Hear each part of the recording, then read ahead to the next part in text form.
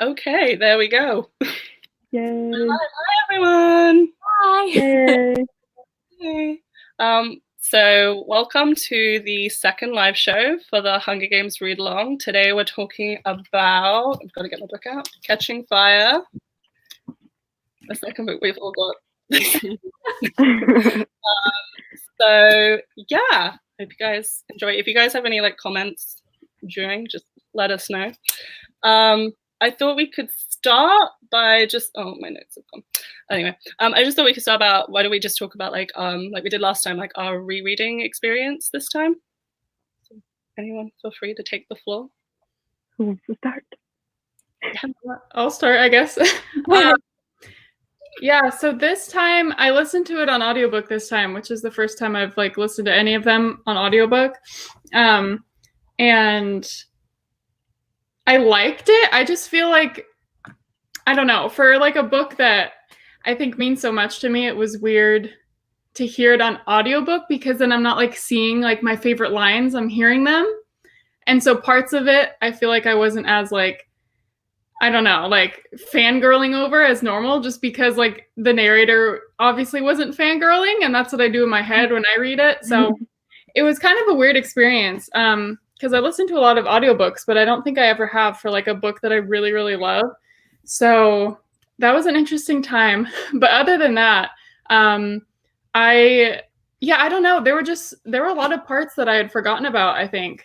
I don't know when the last time I reread Catching Fire was, but I've seen the movie a lot. And so there were just a lot of moments, obviously, that weren't in the movie that I completely forgot existed. There's a lot of, there's a whole middle bit of the book that just isn't in the films. I thought we could talk about that later, but yeah. Sorry, carry on anyway. Well, I also listened to the audiobook. I listened to the audiobook for the first one as well for the first time.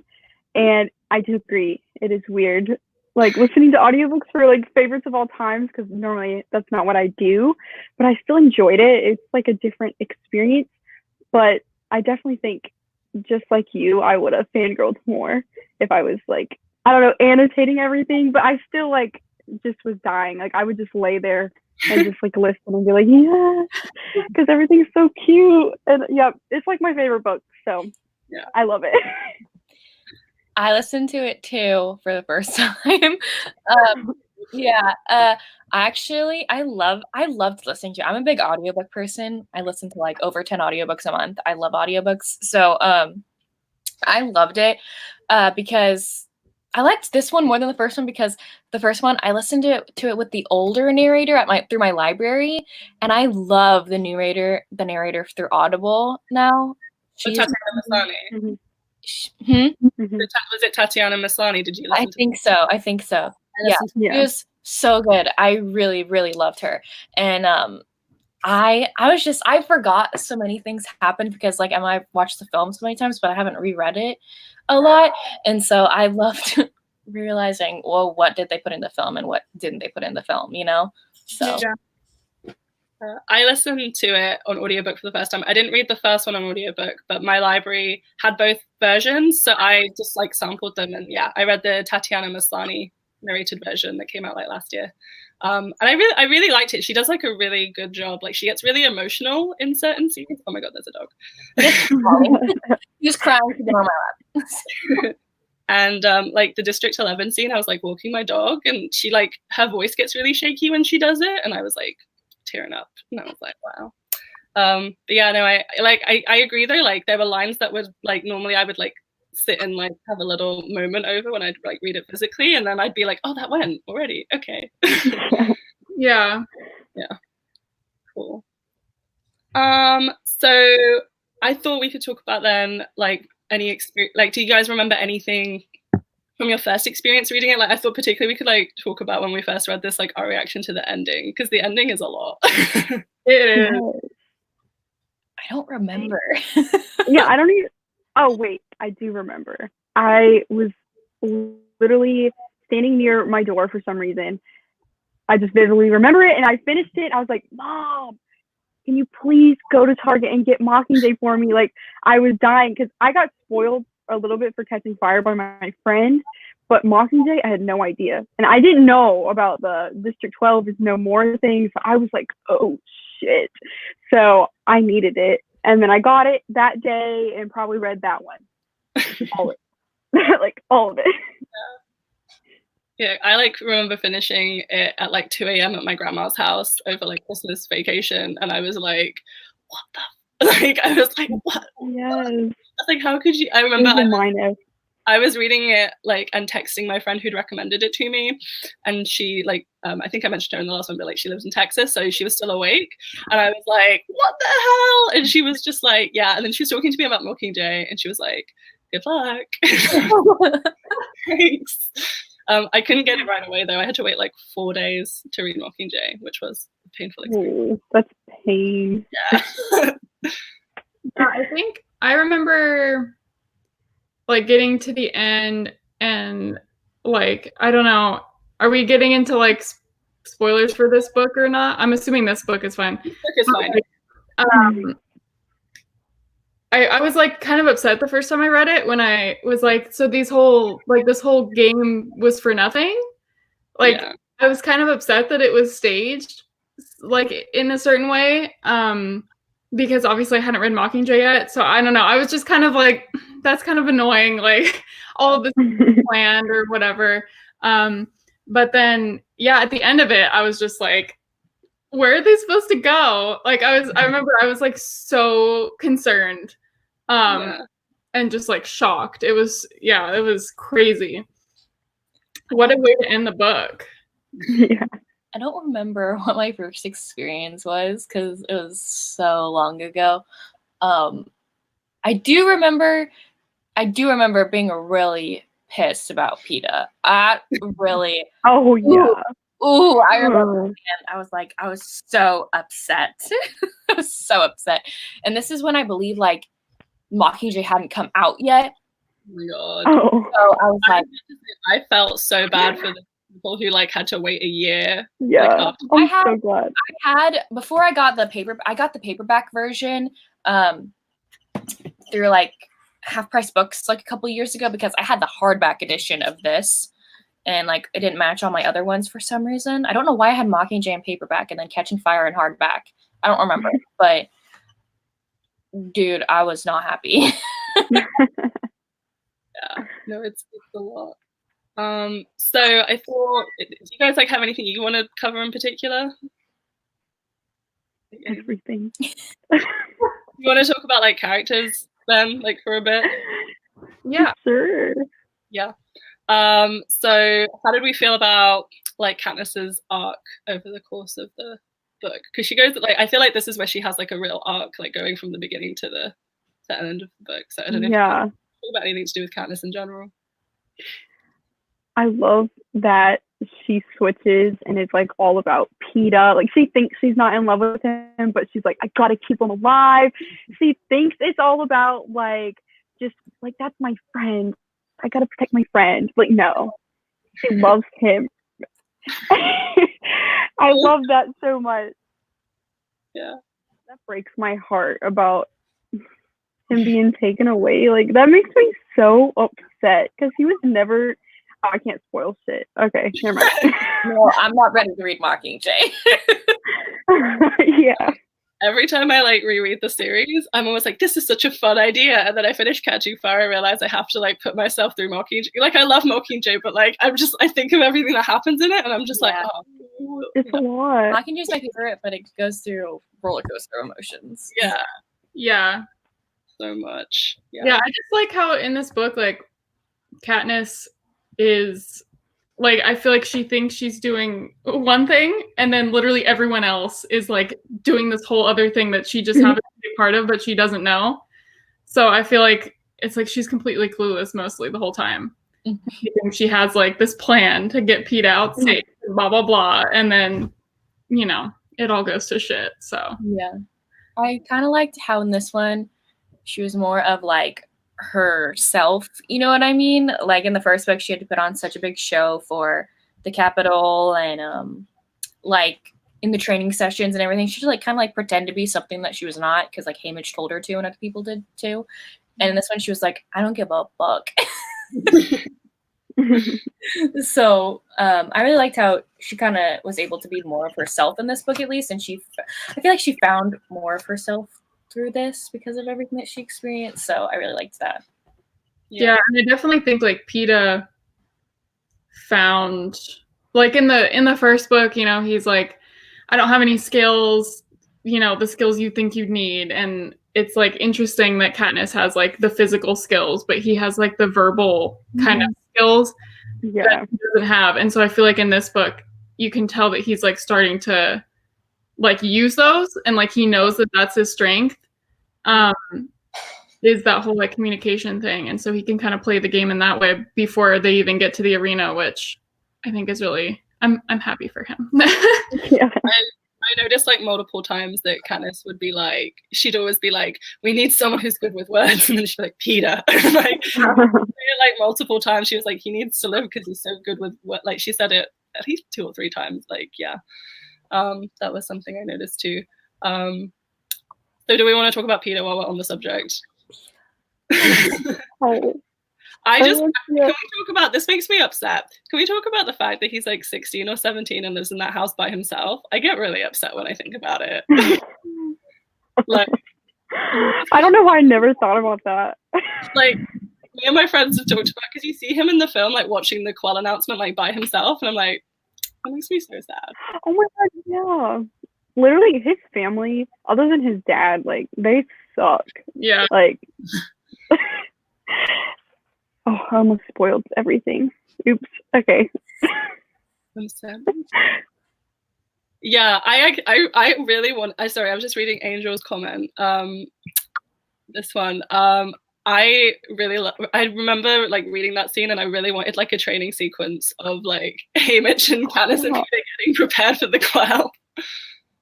I know. I loved how they wanted to be the careers, and they kind of were, because they got with Finnick and everything, and he's a badass. I love him. Yeah. Do we want to? Because I know. Do we want to talk about Finnick? I know he's your like favorite character, Peyton. How did you feel? Yeah. Yeah, someone said Peyton must have loved meeting Finnick again, and I did. It was really weird hearing it on the audiobook, because like I knew it was coming, and then it was just like, oh, he's here, and the sugar cubes and shit. Oh my god, yeah. I just love the dude, and I'm upset. Like, Mag's dying. Oh my god. I don't know why. Like, yeah, and I don't know why it hits me so hard every time. Like when he's upset about Mags, and then the reveal about Annie being a thing. Like, I'm just like, oh my god, poor boy. Yeah, she does a good job of like unveiling his like she never presented him as not having like having humanity, but like she like just slowly uncovers stuff, and it's like, oh damn, he's like a good guy. I think it's like even when you see him like resuscitate Peeta, I remember reading that and being like, what's he doing? Like I love that. I love that we have a scene with Sam Claflin and Josh Hutcherson, like they kiss. Like that's just beauty. That's so good. I remember in the press tours they kept like talking about it, because like we asked like Jennifer and Josh about kissing, and Josh was like, well, I also had a kissing scene with Sam. It was great. I watched one of those interviews, and I think one of them asked Jennifer and Josh, what's the worst kiss you've had? And it's the one when she kisses him after he gets like brought back to life, and he's like, there's this giant thing of slime coming out. I was sobbing. I know. I remember those interviews as well. Yeah. I think we said on the last one, but I know I love Joanna so much. She's oh my gosh. Yes. I don't know why, but I forgot about Joanna for a second there. I was like, oh my god, how did I forget about Joanna? Like like she's like not even on page that much, and like but every time she's on, just like she's a big presence. Like she takes the page. Her being naked all the time. It didn't like in the book, she's like naked in the elevator, and then she's naked in like the train arena. Like, what? This is like she's oiling up her breasts or something like that. And it's just like, yeah, I feel like I wish we got a little bit more about Joanna's life, and like, because she says like there's no one left she cares about, and it's just weird because it's like you get Katniss's first impression of Finnick, and then over the course of like 50 pages you realize that he has like all these layers to him and he's not like who she thought he was. But then Joanne is introduced kind of like in a similar thing, and then we don't actually, I mean, we get some in Mockingjay, but like in this one, I was gonna say, I feel like we don't get all those layers of her in this one. Yeah, I was gonna say, I feel like, not to spoil too much, we do get to see her a bit more in Mockingjay, but like, yeah, it's not the same way. Yeah. She gives her. I'm not ready for it. No, like I only reread it like last year, and I'm like, there's a lot in Mockingjay that's not even in the films. It's like really hard. Yeah. The things I did for Peter back there, it was called Saving His Life. Yeah, he's really funny with Kat and Finnick. He's like really sarcastic with her. I love it. Cool. I feel like we should address it because I feel like we talked about it in the last live show. How do we feel, because he's in this book more, how do we feel about Gale in this book? Oh. So I watched the film, and the one kiss, well, actually in the film they had way more kisses. They had way more kisses. Right. And then the first kiss, I literally, no one's in the room with me, I still dry heaved. I was like, I know. Every time I watch the first kiss in the film, I'm almost like, sir, consent? Have you heard of it?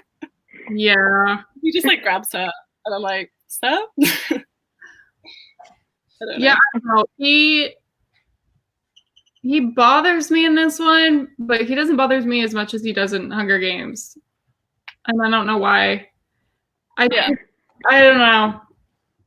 I don't mind him in this one like too much. The only thing I find with him is that like, I don't know, he comes across as a little bit like he feels like entitled to her, and I'm like, just because you've known her for a long time doesn't mean like he's all like butthurt about the whole PETA thing, and I'm like, regardless of whether like her feelings for PETA are real or not, it's like she had to do what she had to do. Like, he's so mad at her, and it's like, you didn't have to go into the game, so you literally have no to like judge anything that happened. And I think that's what to be happy. Sorry. Yeah, that's what makes me mad about him. It's like he's always just being salty about all the stuff that's happening to Katniss, and I'm like, you wouldn't even want to have to go through that, so stop giving her shit for it, you know? Yeah, he should be happy that she even survived, and one of the main reasons is because of their whole like romance shit, and you know, he got to get over it. Also, they were never dating beforehand.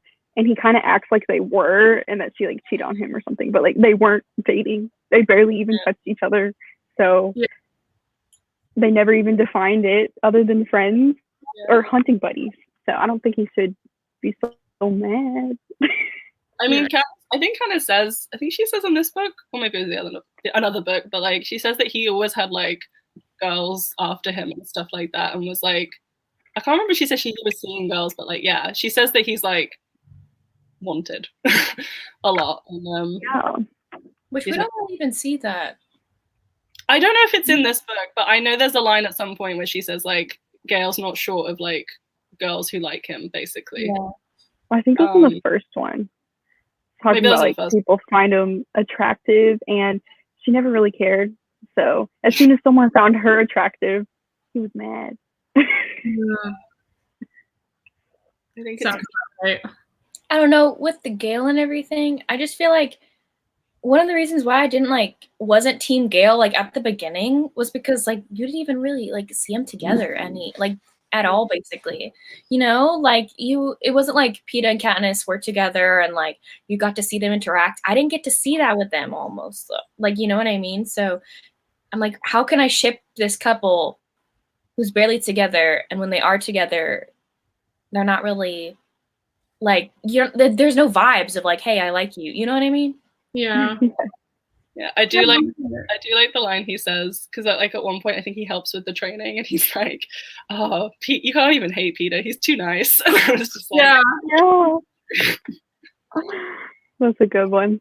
I think like being that kills me. Oh, sorry. No, you're good. Oh, if these books were like written right now, if if there'd still be that love triangle, because I feel like that was just like such a thing back then. And I'm like, I could totally see this book as like her and Gale are literally just friends. I read somewhere, and I don't know if this is legit, but I read somewhere that like Suzanne's editors like pushed the love triangle thing.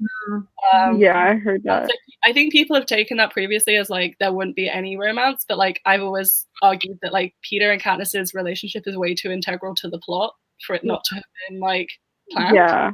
But I always do feel like Gale's stuff is like kind of added in there a little bit. I know. I would have preferred the friendship thing, like way more. As friends or cousins, and I think her editor, like, because it was so popular at the time. Yeah. I don't know if that's true. I might be making it up, but I wouldn't be surprised. Yeah. Yeah. What was I going to say? Oh, I like that he has his family though, because I like he doesn't have a family in the film. Yeah. Yeah. So I like his mom. Like yeah. And then Katniss, to give them more money, like makes Haymitch hire his mom to clean his house. Yeah. I liked that. Yeah, that was really nice.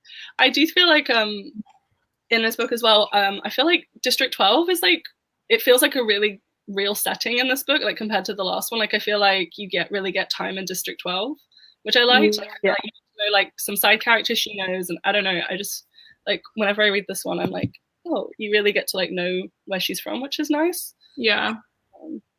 And then it all burns.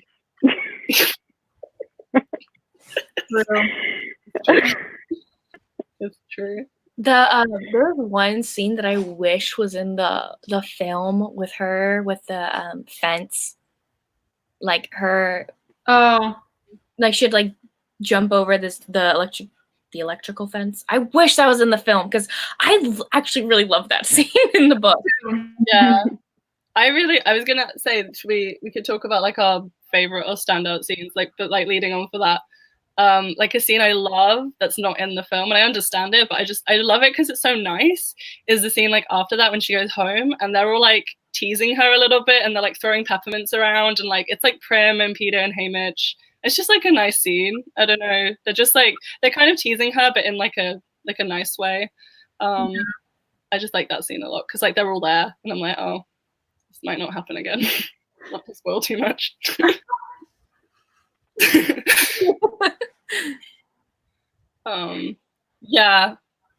Shelby, he's a good egg. He picks up on her.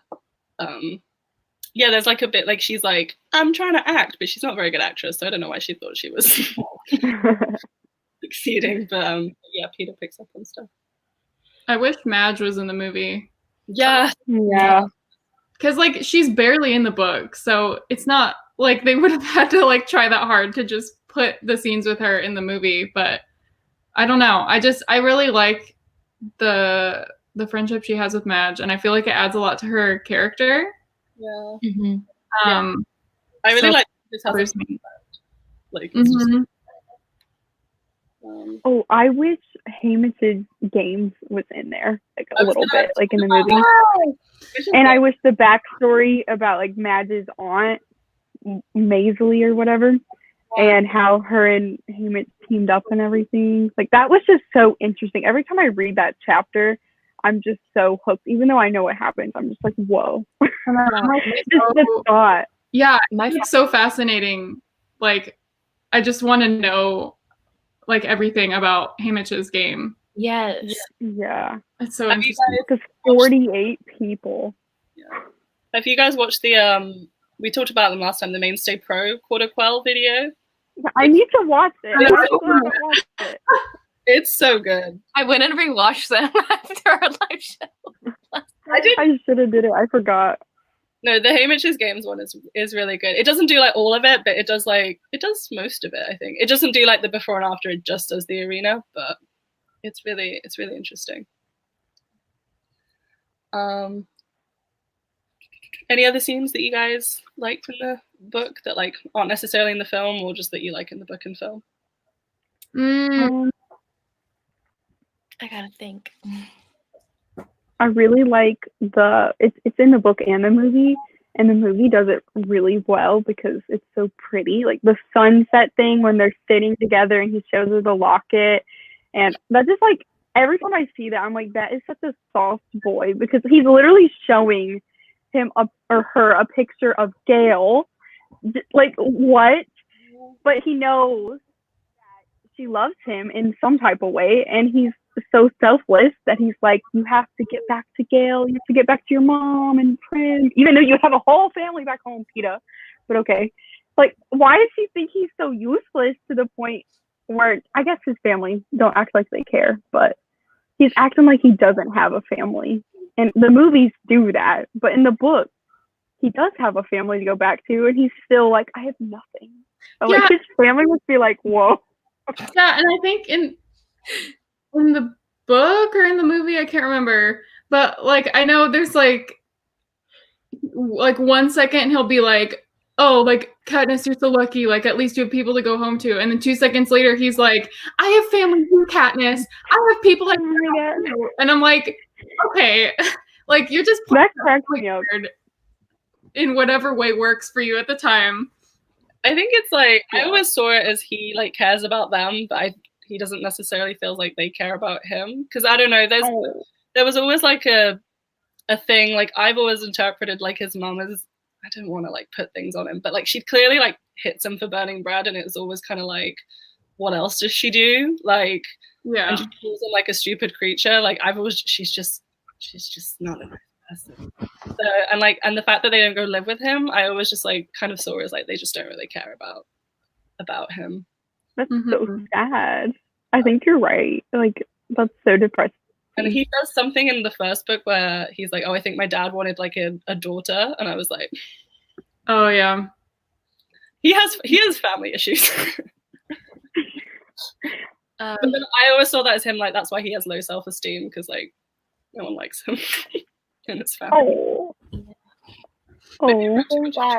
Something that I really liked in the books that we kind of saw in the movies, but not all that much, was like how Pete and Katniss really became friends in this book.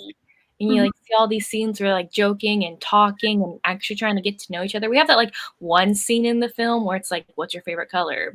You know? I love that. I quote it every time. Like in the movie, I'm like, orange, like the sunset. It kills me. I love that scene, but like I wish we kind of got more of them, you know, becoming more friends. I just wanted more Pete and Katniss, honestly, but in the film. But I really loved them becoming friends more in the book. Yeah. Sorry, Peyton. That scene where they like, no, sorry. I don't know if you just said this because I zoned out. Sorry. But the part where they paint in the book that her dad had with the roots and stuff, I love that because Peeta was like, that's the first time we've done something normal together. It's just so sweet. That would have been cute in the movie. Oh my god. Spent the whole page talking about his eyelashes, which is so funny to me because she's like, we're just friends. We're just friends. She's like, but let me tell you all about his eyelashes. Yes. And then he goes and sleeps with her when she's having nightmares. That's really, I can't tell if I love that trope because of them or if I just love that trope in general. But like, I think it probably started with them. But like bed sharing for comfort is like one of my ultimate like tropes. So it's the best. It's adorable. While we're on the subject, I love the rooftop scene as well, and I'm so. I understand why it was cut from the film because it would have ruined the pacing, but at the same time, it's such a soft scene. Yeah. I love it so much. And didn't he say, like, I wish I could stop time here forever? And she was like, wait, why? Like, she's always so confused by things he says. Like, in the first book, when he was like, I don't want to be a piece in their games. And I feel like that's really self-explanatory. And she's like, what does that mean? Yeah. And in this book, she's like, I finally get what Peeta said. I don't want to be a piece in the games. I'm like, why didn't you get that? Like, I feel like that was so obvious. Okay, but in fairness, this was something I noted while I was reading. There's like a scene where she's like trying to explain about the arena being a clock, and Beaky's like, "Oh, I think this is what Katniss means," and he explains it in this really complicated way. And in her internal monologue, she's like, "Actually, no, my idea was a lot more simple. I'm kind of dumb. Carry on." Like, and it just made me like, it was just like, I'm not that smart, but I will take it. Thank you. But like, I just think she's funny. Emma, Cindy's joined the chat. I was just reading the comments. I know, we got great comments. I know. Do we want to talk about, I feel like it's relevant for the prequel, the Snow and Katniss scene? Because when I was reading that, I was like paying attention. I was like, right. Oh yeah. Oh I'm yeah, tuning- extra attention, because it's like, oh my god, this dude is gonna be our narrator. And like, it's so strange. I don't know why I can't picture young Snow being the narrator. All I can picture is old dude narrator. Yeah. Like I feel like when I read the book, all I'm gonna see is the dude that played him in the movie, even though he's young. Like, how do you not think about that? It's weird. I just feel like, yeah, because we don't actually see him a lot in the book. Like, the movies do a lot more scenes with him, which I do really like, actually. I think that's really cool. But, like, yeah, there's, like, literally one scene with him in the book. But I was paying, like, extra attention to it, just because especially, like, he mentors a District 12 girl. Yeah. I already told y'all my theory on that, so. I know. I really think, yeah, they're about to have a romance, because it literally says that on the Amazon description. And I don't know if his heart gets broken and then he's like, I'm going to kill everybody because this one person. Well, he has like, a granddaughter in the film, well, in the books, and the yeah. so like he's gotta have that granddaughter from somewhere. I'm scared. I'm encouraging the whole book if something happens. I know. If it does happen, I'm just hoping that like she's just doing it to like survive, if you see what I mean. Almost like a play. Yeah. My theory is kind of like I feel like President Snow, no matter what, has this like horrible disdain for District 12 even before Katniss. So I'm thinking that might be a reason. Maybe she like breaks his heart, you know what I mean? And then he just starts hating District 12 even more than a normal person from the Capitol would. Yeah. You know? Yeah, I don't know though. He kind of respects her though. Like he respects Katniss, like in a way. Like I always found him interesting because he's not just like straight up like I hate you and you deserve to die kind of thing. He's like he does, especially. I mean, I can't say much, but like in Mockingjay, like, there's that. Yeah, I don't know. I agree with that. I feel like it was never really just her. It's just her actions are causing outbreak or outroar against his whole thing, and it wasn't really her. It's just if anybody does something that makes them look bad, then they instantly have to beat that up. Kind of like with Hamish, how they like didn't they kill his whole family for what he did? Yeah. Yeah. That's so sad.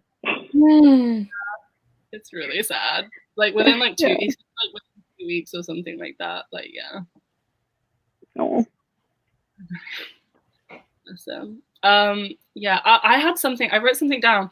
There was Madge says something in Catching Fire where she says like, "Oh, the Mockingjay pin's been in my family for like years or generations," and I was like, "Oh my god!" I was like, "Wonder if it shows up." Yeah, like I'm just because I'm gonna die. Like the Mockingjay's on the cover. I don't know. That was just something I picked up, and I was thinking about. I was like, maybe one of her like ancestors pops up somewhere. Yeah, dude, I might cry if that happens. Like if it even pops up, I might cry. I forgot about like her Madge's what was it, aunt being in. I completely forgot about that. So that's interesting if it does show up. Yeah, I don't know. It was just something I picked up on, and I was like, interesting. Because I don't know if we're gonna get a POV from the District 12 girl, because they've kind of started talking about her, and I'm like, are we gonna get her perspective at all, or I'd like that. I was thinking if they do the romance thing, wonder if she is just playing him and tricks him, like makes him like her or something, and we get her perspective from that, and then she's like a badass and like ruins his life, and it's just, that'd be so great. Yeah. That would be really cool. I was gonna, sorry, I've got like notes here.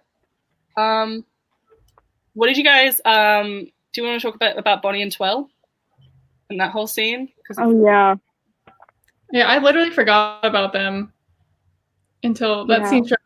And then once that whole part was over, I was like, I really wish there was a way to put that in the movies. Yeah. Just like a hint that District 13 could be a thing. And, you know, I feel like it's a little bit random at the end of the movie. That's what I thought like, as well. I was like, if you watch the films, they wouldn't have mentioned District 13 until this point. So like you'd be like, the District 13, whereas at least she like, something I noticed in this is she does quite a good job of like introducing things a few chapters ahead, so that when it comes up and it's like an actual plot point, like you already kind of know about it. Yeah. Like I think at one point Candace even talks about like the toasting ceremony they do in District 12, and then like a few chapters later she's like, oh, Peter's describing the toasting ceremony, and like I loved the idea of the toasting ceremony. That was cute. It's really cute. It's really cute. Because then Peter was like, we didn't actually get married, but like we kind of got married. His baby line makes me laugh every single time. Like he just like let that boy in an interview because he'll just drop some bombshell. Like it's so interesting. Sorry, was someone saying something? No, you're good. Okay. Something that I noticed a lot in the film, because I saw the film last night, and I was like, they only mention the baby in that one scene, and then they're done for the rest of the movie. And then in the book, they're constantly saying, oh no, it's just hormones. Oh, is your baby okay? Touching her stomach. Yeah. Because that's even part of the beach scene. Like, like Peter says something about her being a good mom or something like that.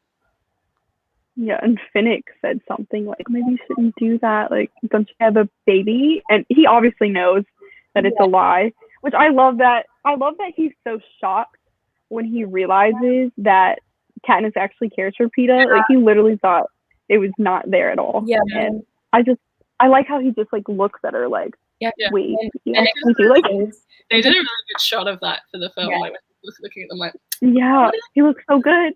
When Finnick like saves Peeta, I remember that's when he said the hormones line. She's like crying and so upset that he like almost died. And Finnick's like, don't worry, she's just crying that hard because of hormones. And she's like, no, it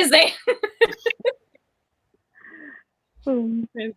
Finnick just like, he's like, she wouldn't have got through that without Finnick. God bless him. I know. Oh, I'm crying. What have we got here? Oh, I was just gonna ask. I mean, we've talked about the film quite a lot in general, but I was just gonna ask, like, what you guys like think about the film in general. Is there like a particular scene you'd like want in it, or that you wouldn't want in it? I thought it was perfect. I mean, obviously, there's things I would add into it, but like overall, like it's just such a great movie. It's my favorite. Like I've rewatched that movie more than anything else. It's just so good. Yeah, I agree. I think it's probably my favorite movie out of the four. Yeah, it's my favorite. They just capture all of the vibes of the book like perfectly in that movie, and then they have like so many of like the best lines from the book are in that movie, and I don't know, I feel like it really does it justice for sure. No, I it's like one of my favorite adaptations, definitely. I feel like I'm very blessed that like my favorite book has such a good adaptation, because there's some interesting ones. Yeah. I really like Mockingjay Part 2 though. I feel like Mockingjay Part 2 gets a bad rap, but I really like that film. Yeah. True.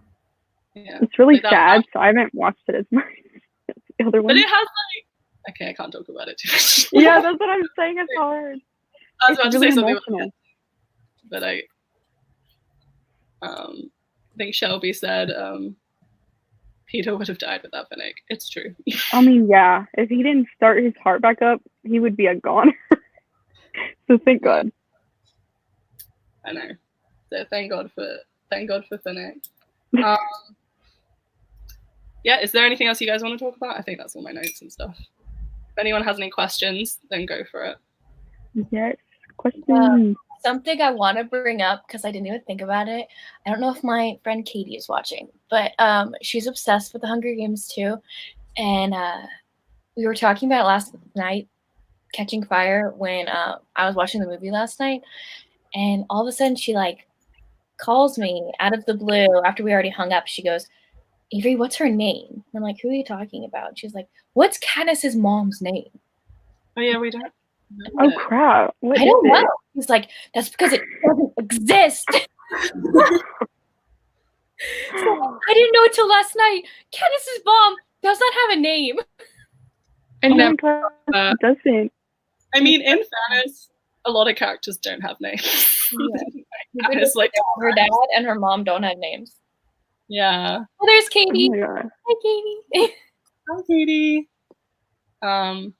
Yeah, no, a lot of characters. I feel like Katniss is just like, unless they're in her life a lot, she's just like, I don't care.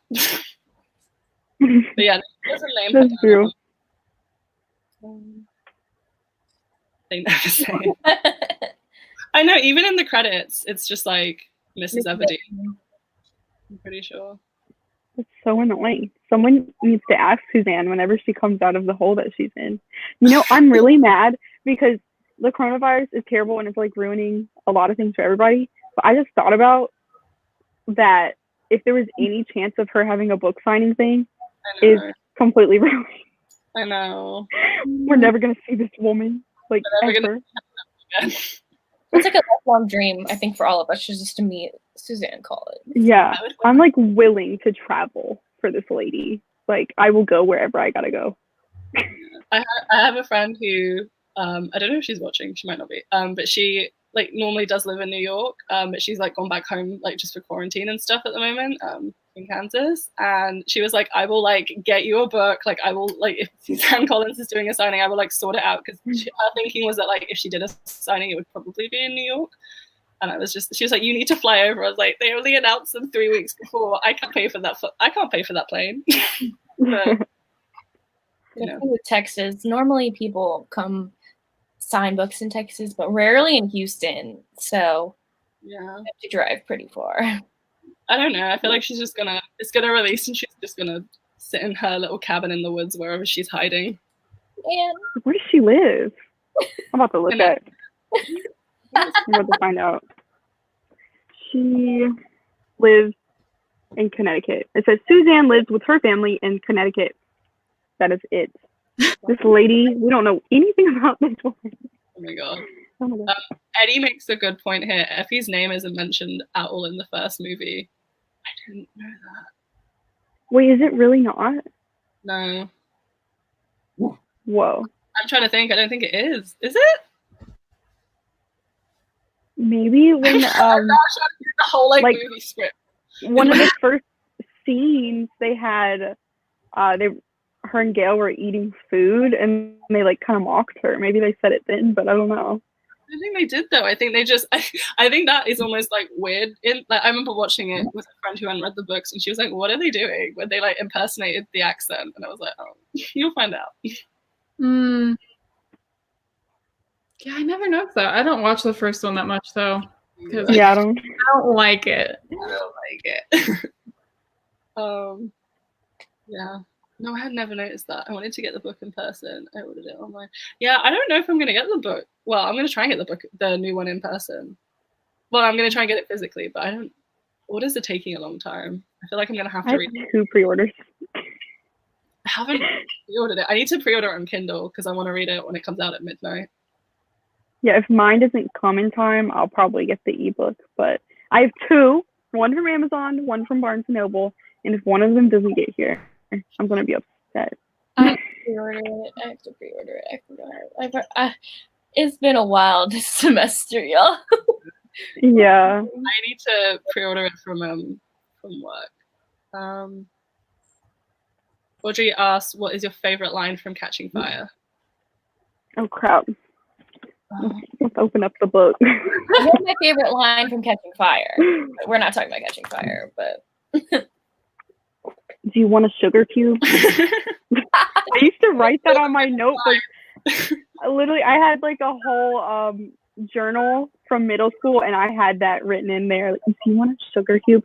Nobody ever knew what I meant. I don't know. Think about it. There's so many. I mean, me and my friends always joke. We always just think it's funny when Peter's like in the kitchen with them and he's like, "Ooh, peppermints," and we always just like, it's just the way he says it. He's like, "Ooh, peppermints," and we it's just chuckle. But it's not my favorite line. But,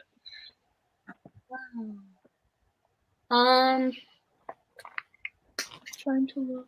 Favorite line. I'm trying to think. I really like from her conversation with President Snow. There were some good lines in there about rebellion and stuff. Well, I mean, Yeah. you tweeted the one. Is it must be a fragile system if it can be brought down with just a few berries. Yeah. Yeah, I love that line. That one's great. It's so good. they put that one in the film too. I think that. I got it highlighted. That one is really good. I'm trying to like. There's some really iconic quotes, and I'm just like, well, Yeah. what is? I'm sure Peter must say something. Peter Dave, so anything he says, let's just say that. Yes. He has good lines too. My favorite line from Mockingjay is Peter's line, so. Oh, Yeah, he has good I really like from the epilogue. There's something. I guess I'm not gonna read it. Yeah. Oh my god, I'm gonna cry. I just like I love the whole epilogue. The whole epilogue. Oh my gosh. I think about all the time how I just want a whole ass book about the epilogue. Like, you know? Some people hate it. Like, so I can send you some good stuff. Do it. Because I used some to back. people hate it so bad. Sorry. I love the epilogue. I know. It's good. I like, yeah. I'm sure we'll talk about it when our Mockingjay discussion, but I like the epilogue a lot. Me too. But we can get into that. Hope is the only. Oh, this is a good one, Esme. It's Yes. oh, it's canon.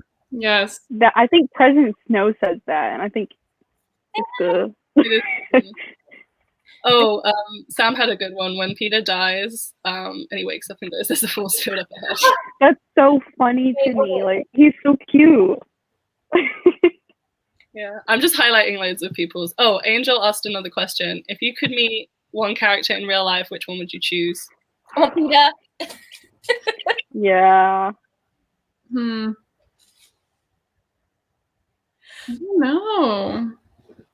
It's between Katniss, Peeta, and Finnick for me. I love them all so much. I also love Probably Quinn. Finnick. I mean, He could I'd like to marry him. Friend. Resurrect the dude. Oh, shoot. No spoilers. I didn't say a spoiler. I'm trying to. I guess Peter probably, because especially at the moment, because he'd bake me loads of bread, and that would be great. Because apparently, Yes. And then cakes and everything. He'd give us all types of good food. I like how he'd make like cookies and cakes for Katniss's family, even though they weren't on the best speaking terms. You know what I mean? Yes. Yeah. So there's cute. like a line where she's like, "Oh, he makes loads of cheese buns now because he knows that I like them," and then she like mentions them like 3 times. Yes. He's like, "Oh, I'm just eating some of his cheese buns." I don't know. That whole little bit is I like it because they're just like kind of being domestic, and I appreciate it. How is the answer to Angel's question, not Candace? I mean, like, I would love to meet Candace, but I feel like she would. I love Candace so much. She wouldn't want to meet us. Yeah, Like, she doesn't. Yeah, I feel like she wouldn't be interested in like meeting people and like different people she doesn't already know. Honestly, yeah. which I respect that, but I like. Yeah. I just like she'd probably think I was annoying.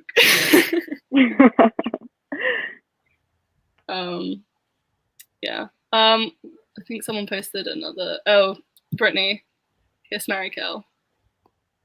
Oh. Oh no. Oh God, Brittany, I hate you. Oh my gosh. Oh my God. I think I know my answer.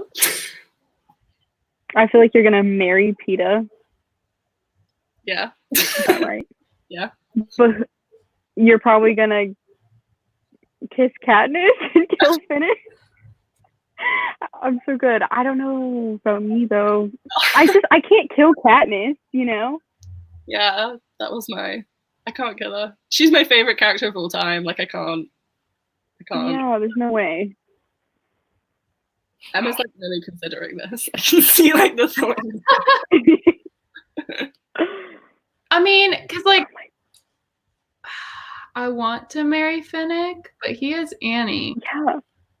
So I'm like, yeah. Like Peter wouldn't want to marry me. Take out take out that. Yeah. I guess I'd kill if Peter, he loved you. even though I love I'd rather marry Finnick than PETA. So yeah. Crap. Peyton's having such a crisis. Like I'm having to choose to murder one of my two favorite boys because obviously I'm gonna keep Katniss, but dear Lord, if Finnick actually loved me, that would be great. But if I was like forcing him to love me, then it wouldn't be cute, you know? And I feel like PETA, he's just so sweet. Like he would love me no matter what. So, but if I kissed Katniss, PETA would be mad. So maybe I'll marry Finnick and PETA gotta go so he can't get mad at me. Okay. Oh. Love your reasoning. This question came up and we talked about this in our like little group chat, but we haven't actually talked about it on the live show. oh my God. Oh yeah. It hurts. Crying, sobbing. Yeah. I like so was sad we never got to talk to him again. I'm always like, here we go, because it just like goes down. Yes. Not to spoil too much, but there's a lot of casualties in the next book. I love how the movie films that moment because it's just so cool how we see the tube close up, we see it Senna get freaking beat up, and then we have the spinny like turn out of the arena thing, and it's like, whoa, where is she? And if you don't know where she's going, it's like really like, where is she? Like this is crazy. I remember watching that But poor Senna. In the cinema. I went to see it in IMAX the first time, and like when the aspect ratio like did that, I was just like, yeah. but it was also so cool. a lot. Like watching the monkey scene in IMAX for the first time was like very overwhelming. And like you could like, yeah, it was so HD. You could see Sam Claflin in full HD. Senna's death messed me up because I think I've like put it out of my brain because it's such a hard thing to read. So when it came up, I was like, oh my gosh, yeah, this happens. Oh my gosh. I was so distraught. So distraught. We don't even know exactly like what they really did to him because he was still alive, I think, when they took him away. So like, did they chop off his head? Like, what did they do to the dude? So why am I thinking that way? But I hate that we never got to speak to him again. Like nothing. Yeah. It's a lot. I was gonna say something. I can't remember. It was like a scene I had in my head. I was trying to remember. It's gone. It's gone. It's gone. Oh, what about the Jabberjays? Oh, Oh yeah. So bad. All of the things in the arena are just like horrible. Like, yeah, like the blood rain as well. Yeah, that's Yeah. Ew. I remember when I saw the movie, they changed because I remember it was Wyrus, Beatty, Joanna, and then Joanna's like male representative for their district. All were like like a foursome, and then she said, "Oh, he like died and choked on blood rain. Like that's how he died." And in the film, they were like he ran into the force field and was out. Yeah. So they True. changed death in the movie. I noticed that. Oh, I didn't notice that. Yeah, I didn't really notice that either. Oh. Yeah, no, I know they mentioned Senna was killed in interrogation. I know. Oh, really? Oh, that's terrible. They like tortured him. Yeah. They like torturing. He could kind of like, I feel like he knew though the whole time, like after the whole wedding dress Mockingjay Yeah. thing, but he probably already knew, I'm done. Yeah. Which is sad. Katie asked, no, not that one, sorry. Which of the two arenas did you like better? Katie. I think the second one is more interesting just because the clock thing. The other one was just woods, so it wasn't as intricate. Yeah, I like the second one too because it had so many different things to it. So, yeah. I read an interview with Suzanne. I think it's in like a special edition copy, maybe, where she said, like, I think I mentioned it last time. She had to make the first arena like kind of not basic, but very like Katniss's home, so that she'd have like an advantage in the arena and like recognize the animals and like know the terrain and like stuff like that. Because if Katniss had been in that arena the first time, or even just like any kind of different environment, then she would have been like kind of screwed. Yeah, that makes sense. Yeah, no, I think the quarter. I was good. I think I wrote in my notes like it's so cool how she like kind of recycled the plot of the first book, but like made it so different and interesting. Yeah. Like she keeps you so entertained, even though it's like the same, like it's the chariot scene again, and it's the training again. Like, I guess because the stakes are so different. Yeah, it's very different, and especially because it felt like they could never break out of the arena, but obviously in Catching Fire, some of the victors come together to figure it out, and I just find that so interesting because they all, or not all of them, a few of the districts, like they knew that they had a plan, and I think that's so cool that a lot of them were actually kind of banding together, and with one of the game makers too, which is really shocking. Yeah, that they got that dude on their side. Oh, Plutarch. How do we feel about Plutarch? I have many. Plutarch. He's just so weird and like tries. I don't know. Like I know what you mean. I'm thinking of a hovercraft scene in Mockingjay, in particular, like the stuff he says. I don't want to spoil, but like, yeah, if you remember that scene, he's so like, like read the room. Yeah, he's interesting. I just think it's really cool that like someone from the capital is the one who like I don't know what to say to not spoil Mockingjay, but you know, like was behind the whole getting Katniss out of the Quarter Quill Arena thing. Like it's just really cool to have like someone on the inside like that. Yeah, I do wonder though. It's like because I always wondered in the book, like how far in advance they knew that was going to be the plan. Like in the film, they're kind of like, oh, we've decided it. Well, no, they say at the end of the book, don't they? They say like we decided when the Quarter Quell was announced that we were going to like break you out. Yeah, I like really wonder how they communicated this though. Like, how did they get this past the capital? For us. Yeah. Like, who did Haymitch talk to? Also, if you talk to the wrong person, you're dead. Like, how do you know who to talk to? And then how do you get a message to them in the first place? Yeah. Like, does Katniss say there's something about like Haymitch doesn't have a phone, but then you wouldn't use phones because like all the phones are tapped. Like, yeah. I have no idea. Maybe that's a plot hole that we'll never find out. I don't know. She just didn't put it in. Something about Plutarch that was in the book that wasn't in the movie that I kind of wish was the whole pocket watch thing. Yeah, that was. I forgot that happened in the book, and I read that and I was like, he's trying to warn her even before all of this. Like, yeah, it's a big clue.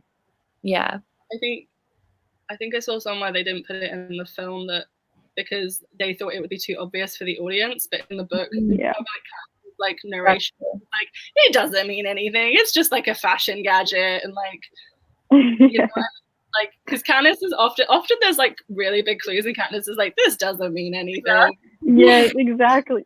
She gets in denial. So you kind of have her like unreliable, because she's like a bit of she's not the most reliable narrator in the world, especially when with regards to Peter. Yeah. It's like, I don't know what you're talking about. Probably in the training center, that's when they're all together. Haymitch knew all the hidden areas on the victory tour. I know, but I feel like they must have communicated before they got to the training center. Yeah. Because Plutarch shows her the. Do you think maybe he talked to Haymitch at the party? I don't know. Because I believe they're the one. Aren't they introduced through Haymitch? No, they're Peter and Katniss are like dancing together, and then. Oh yeah. Yeah. But Haymitch is probably there. Actually, maybe a few of the victors were there. Who knows? Yeah. And then I don't know, because they all live in different areas, so they have to somehow get together at some point. Yeah. This just came to mind. A scene I didn't mention earlier, but I really like in both the book and film is the scene at the Capitol party where like they're eating all the food and then they get really full, and then like that one of her stylists is trying to like give them that drink, and he's like, "What is this?" And like gets really angry. I just like that scene a lot. Yeah, it really shows how like different the Capitol is than all of the other, most of the other districts. Yeah. It's crazy.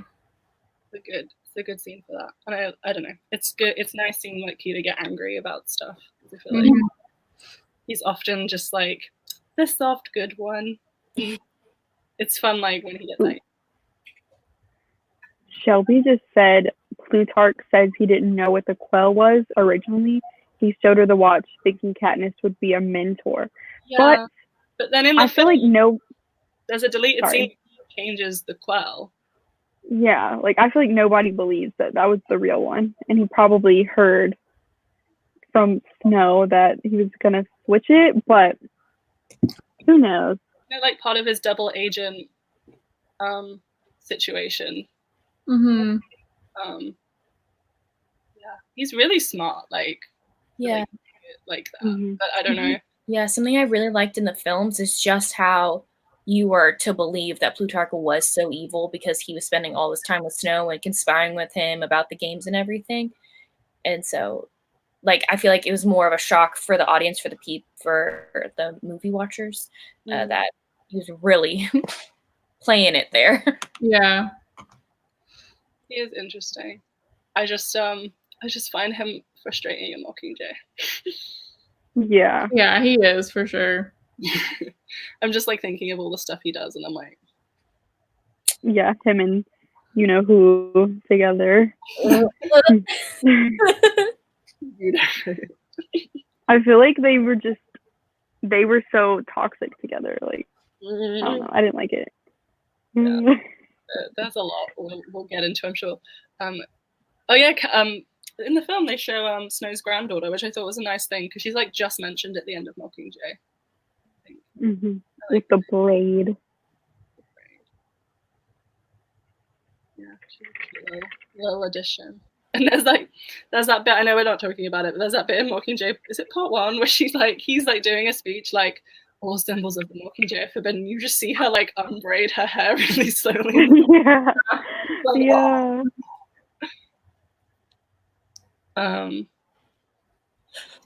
yeah. No, sorry, I was just reading Eddie's comment. It is reconcilable. I always get confused with the timelines with like how Plutarch was involved. Yeah. Anyone else have any like last questions or comments or anything?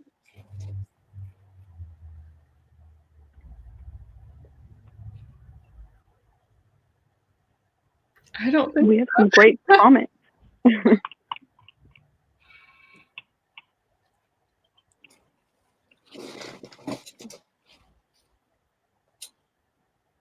Well, I don't see any more questions. But everybody has made some good points. Yeah. Definitely. Okay, so we all good? Yeah. Cool. Maybe. Okay.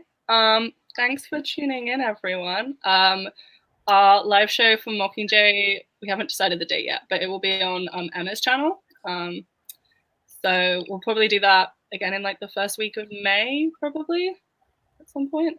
But we'll announce that soon. So yeah, Mockingjay is the book for April. Good luck, everyone.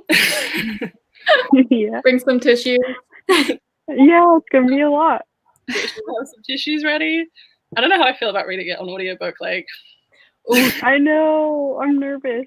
oh, sorry, this is a really random thing. Someone said that Tatiana Maslany sings Deep in the Meadow in the first Hunger Games audiobook, and I'm like, is she gonna sing The Hanging Tree? Oh, I'm excited. I'd be down. I'm excited for that. Yeah, so that's just a little thing. Anyway, yeah, so thanks for tuning in, and we'll see you guys next month for our chat. Okay, bye. Bye.